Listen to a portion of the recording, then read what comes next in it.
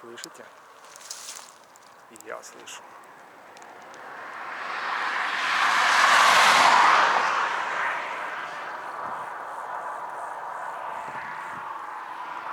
Не считая машин. Тишина.